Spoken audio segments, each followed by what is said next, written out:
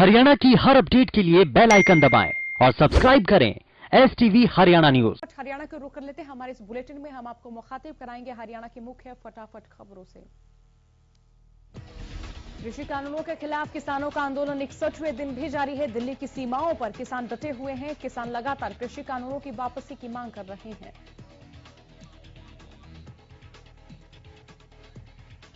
कृषि कानूनों के खिलाफ आंदोलन कर रहे किसानों को आखिरकार दिल्ली में ट्रैक्टर मार्च की इजाजत मिल गई है। दिल्ली पुलिस ने कुछ शर्तों और तय रूट के साथ किसानों के ट्रैक्टर मार्च को दिल्ली में एंट्री की इजाजत दी है।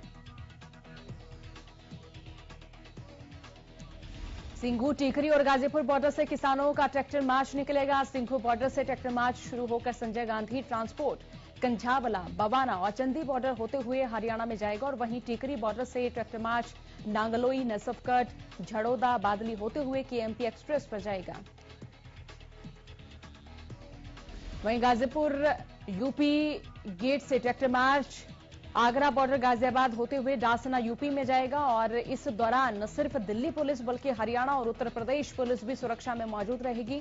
ट्रैक्टर मार्च में सादी वर्दी में पुलिसकर्मी तैनात रहने के साथ ही ड्रोन और CCTV से भी नजर रखी जाएगी। इसके अलावा 26 जनवरी को लेकर हरियाणा पुलिस ने भी ट्रैफिक एडवाइजरी जारी कर दी है। 25 से 27 जनवरी तक करनाल से दिल्ली और रोहतक से दिल्ली के बीच राष्ट्रीय राजमार्ग पर यातायात प्रभावित रहेगा। हरियाणा पुलिस ने लोगों से इस रूट का इस्तेमाल न करने की अपील की है।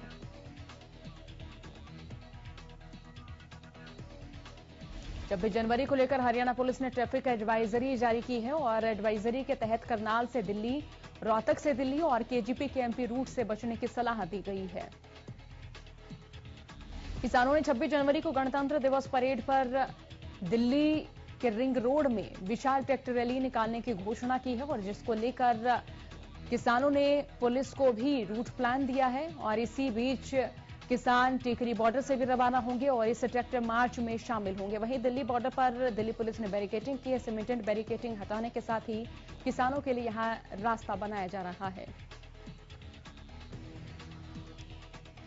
हरियाणा और पंजाब की वॉलंटियर की अगुवाई में किसान परेड होगी। वहीं वॉलंटियर को विशेष ड्रेस भी दी जाएगी। गौरतलब है कि टीकरी बॉर्डर, नांगलोई, नसफगढ़, ढासा बॉर्डर, बादली और KMP से किसान परेड निकलेगी।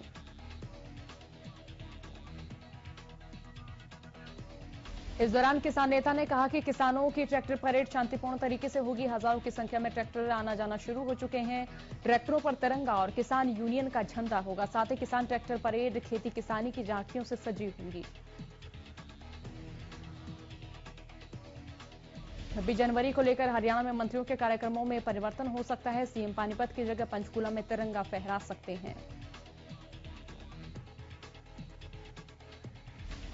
किसान आंदोलन और गणतंत्र दिवस को लेकर सोनीपत में सुरक्षा के कड़े इंतजाम किए गए हैं। दरअसल सुरक्षा व्यवस्था के लिए 9 कंपनियां और इसी बीच 13 अर्धसैनिक बलों की कंपनियों को यहां तैनात किया गया है।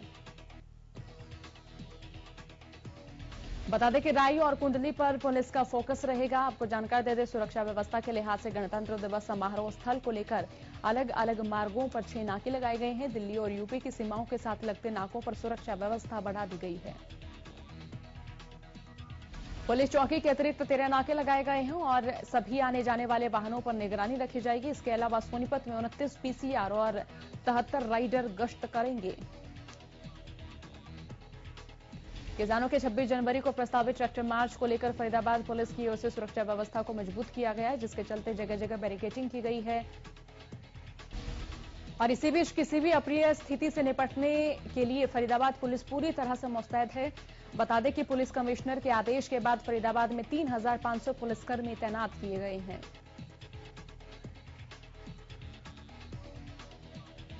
गोहाना से 26 जनवरी की ट्रैक्टर परेड के लिए हजारों की संख्या में ट्रैक्टर सिंघू बॉर्डर के लिए रवाना हुए। बता दें कि हरियाणा से 1 लाख से ज्यादा ट्रैक्टर परेड में शामिल होंगे और इस परेड की अगुवाई महिलाएं करेंगी। वहीं भारतीय किसान यूनियन के प्रदेश उपाध्यक्ष सत्यवान नरवाल ने कहा कि गोहाना से 20,000 से भी ज्यादा ट्रैक्टर 26 जनवरी को होने वाली किसान ट्रैक्टर परेड में जाएंगे। किसानों ने मांग की है कि सरकार तीनों कृषि कानूनों को वापस करे। किसानों की ट्रैक्टर यात्रा को लेकर सोनीपत के SP ने कहा है कि गणतंत्र दिवस को लेकर किसानों की ट्रैक्टर यात्रा को लेकर पुलिस ने पुख्ता इंतजाम किए हुए हैं।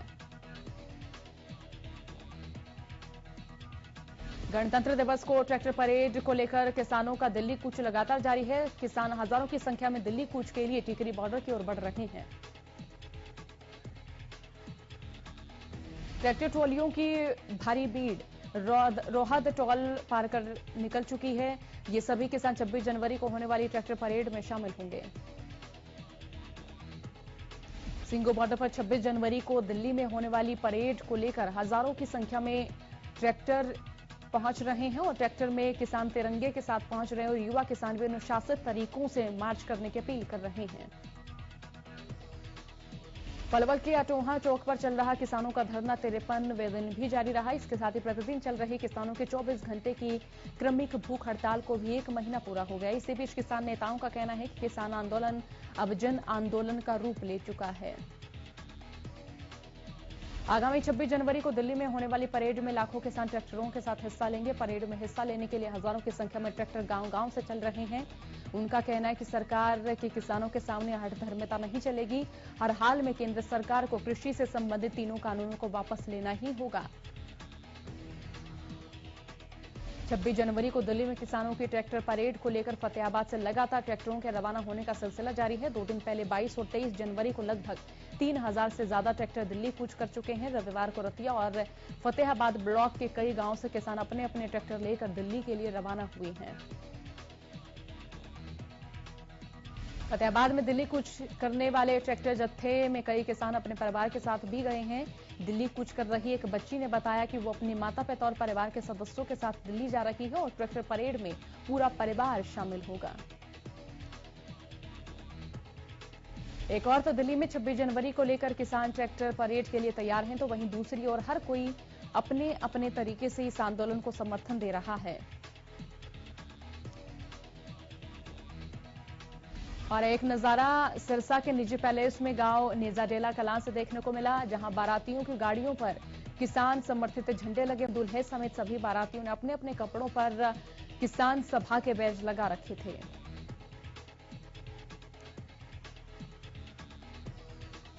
तो शाम से कांग्रेस विधायक किरण चौधरी ने पत्रकारों से बातचीत के दौरान सरकार पर जमकर निशाना साधा। इसी बीच किरण चौधरी ने महंगाई के मुद्दे पर सरकार को घेरते हुए कहा कि महंगाई बेहताशा बढ़ती जा रही है, लेकिन सरकार मूकदर्शक बनी हुई है। किरण चौधरी ने कहा बीजेपी महंगाई पर काबू करने का दावा करके सत्ता में आई थी, लेकिन ऐसा नहीं किया। किरण चौधरी ने कहा इस सरकार ने महंगाई के सभी रिकॉर्ड तोड़ दिए हैं। पेट्रोल और डीजल की कीमतें लगातार बढ़ती जा रही हैं और इतना ही नहीं, गैस, खाद, बीज सबके दाम आसमान छूते जा रहे हैं, लेकिन सरकार महंगाई पर लगाम लगाने में पूरी तरह से विफल साबित हो रही है। पलवल के नेताजी सुभाष चंद्र बोस स्टेडियम में जिला स्तरीय गणतंत्र दिवस समारोह को लेकर फाइनल रिहर्सल की गई। इस अवसर पर अतिरिक्त उपायुक्त सत्येंद्र दुहन और पुलिस अधीक्षक दीपक गहलावत ने परेड का निरीक्षण किया। गौरतलब है कि जिला स्तरीय गणतंत्र दिवस समारोह में हरियाणा के पुरातत्व और संग्रहालय राज्य मंत्री अनूप धानक बतौर मुख्य अतिथि शिरकत करेंगे। भिवानी के भीमखेल परिसर में गणतंत्र दिवस समारोह के लिए अंतिम रिहर्सल की गई और इस रिहर्सल में उपायुक्त जयवीर सिंह आर्य मुख्य अतिथि के रूप में पहुंचे और राष्ट्रगान की धुन के साथ ध्वजारोहण किया। उपायुक्त ने पुलिस अधीक्षक अजीत सिंह के साथ परेड का निरीक्षण किया। वहीं परेड की टुकड़ियों ने शानदार मार्च पास्ट किया। राष्ट्रीय ध्वज को सलामी देते हुए मंच के सामने से गुजरे और इस दौरान उपायुक्त जयवीर सिंह आर्य ने कहा कि गणतंत्र दिवस समारोह हर्षोल्लास और धूमधाम के साथ मनाया जाएगा। उन्होंने कहा कि गणतंत्र दिवस राष्ट्रीय पर्व है, राष्ट्रीय पर्व की सभी तैयारियां पूर्ण कर ली गई हैं।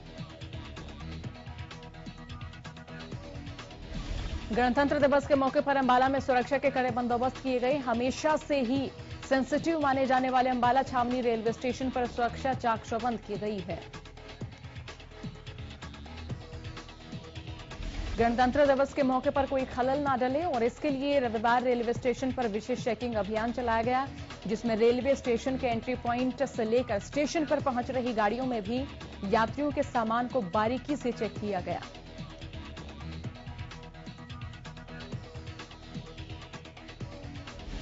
पानीपत से दिल दहला देने वाला मामला सामने आया है और इसी बीच महिलाओं के साथ उनके पतियों ने बर्बरता की है। आपको जानकारी दे दें, घरेलू क्लेश के दौरान महिलाओं की यहां बेरहमी से पिटाई की गई। महिलाओं के पतियों ने महिलाओं के प्राइवेट पार्ट पर लाठी डंडों से हमला किया।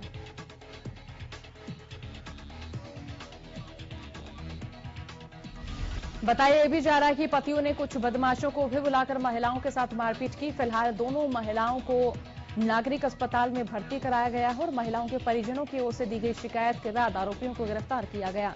महिलाओं के परिजनों ने बताया कि उनकी बेटी के साथ ससुराल पक्ष वालों ने मारपीट की है। सिरसा पुलिस ने 71,000 रुपए के नकली नोट बरामद किए। इस मामले में पुलिस ने एक व्यक्ति को भी गिरफ्तार किया है। गिरफ्तार किए गए व्यक्ति की पहचान रवि कुमार निवासी सुचान के रूप में हुई। फिलहाल पुलिस ने रवि के खिलाफ विभिन्न धाराओं के तहत मामला दर्ज कर जांच शुरू कर दी है। पुलिस ने 2 अन्य व्यक्तियों के खिलाफ भी मामला दर्ज किया है। सीआईए सिरसा प्रभारी नरेश कुमार ने बताया कि सीआईए स्टाफ के सहायक उप निरीक्षक दीपक कुमार को गश्त के दौरान सूचना मिली थी कि एक व्यक्ति शहर के ऑटो मार्केट क्षेत्र में काफी मात्रा में जाली करेंसी लिए हुए है। आरोपी उक्त जाली नोटों को बाजार में सप्लाई करने की फिराक में था। सूचना पाकर सीआईए पुलिस की टीम ने मौके पर दबिश देकर उक्त व्यक्ति को 71,000 की जाली करेंसी के साथ काबू किया। यमुनानगर में एक शख्स ने फाइनेंसरों से तंग आकर खुदकुशी कर ली। मामला यमुनानगर के जवाहर नगर का है, जहां शख्स फाइनेंसरों से इतना परेशान हुआ कि उसने जहरीला पदार्थ खाकर आत्महत्या की। मृतक ने 4 लोगों को अपनी मौत का जिम्मेदार बताया है। वहीं इस मामले में फरकपुर थाना पुलिस ने शिकायत के आधार पर धारा 306 के तहत फाइनेंसरों पर मामला दर्ज कर जांच शुरू कर दी है। मृतक के बड़े भाई ने बताया कि उसके पिता किराने की दुकान चलाते थे और साथ ही स्थानीय फाइनेंसरों से कुछ पैसे ब्याज पर लिए थे। पूरे पैसे ब्याज समेत वापस करने के बाद फाइनेंसर उसके पिता को बार बार बकाया पैसे के लिए तंग कर रहा था और 3 दिन पहले फाइनेंसर के गुर्गे ने उनके साथ मारपीट की, जिससे परेशान होकर मृतक ने आत्महत्या की।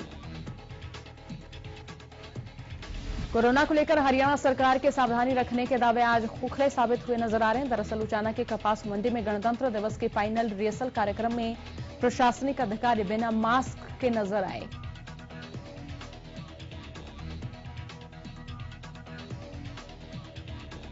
सिरसा में एक बार फिर रविवार को राहगीरी कार्यक्रम का आयोजन किया गया और सड़क सुरक्षा थीम पर इस राहगीरी कार्यक्रम का आयोजन किया गया। इसी बीच स्कूली बच्चों सहित शहर के गणमान्य लोगों ने राहगीरी कार्यक्रम में बढ़ चढ़कर हिस्सा लिया और इसमें लोगों का खूब मनोरंजन किया गया।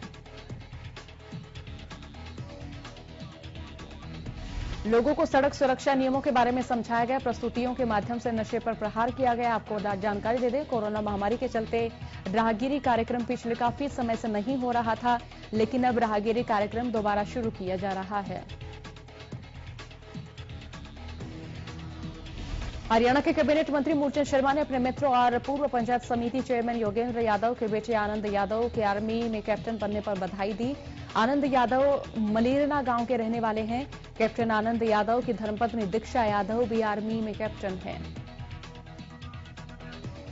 मूलचंद शर्मा ने कहा कि आज युवाओं को पढ़ लिखकर अपने जीवन को संवारने के लिए मेहनत करनी चाहिए, ताकि भविष्य में वो अपने माता पिता और देश प्रदेश का नाम ऊंचा कर सके। कैप्टन आनंद अपने परिवार के साथ आज हरियाणा के परिवहन एवं खनन मंत्री मूलचंद शर्मा से आशीर्वाद लेने सेक्टर 8 कार्यालय पहुंचे थे और इसी मौके पर परिवहन मंत्री ने कैप्टन परिवार को हार्दिक बधाई दी, शुभकामनाएं दी। सोना के एक पनवाड़ी की दुकान में चोरों ने 1 महीने में दूसरी बार चोरी की वारदात को अंजाम दिया। चोर दुकान में घुसे और हजारों रुपए लेकर और सामान लेकर फरार हो गए। सूचना पाकर मौके पर पहुंची पुलिस ने मामला दर्ज कर चोरों की तलाश शुरू कर दी है। सोनीपत पुलिस ने मादक पदार्थ तस्करों की धरपकड़ के तहत भारी मात्रा में हेरोइन सहित 4 आरोपियों को गिरफ्तार किया। गिरफ्तार आरोपी दिल्ली के बवाना, सोनीपत के सेबली, भगतापुरा और सोनीपत के ब्रह्म कॉलोनी के रहने वाले हैं।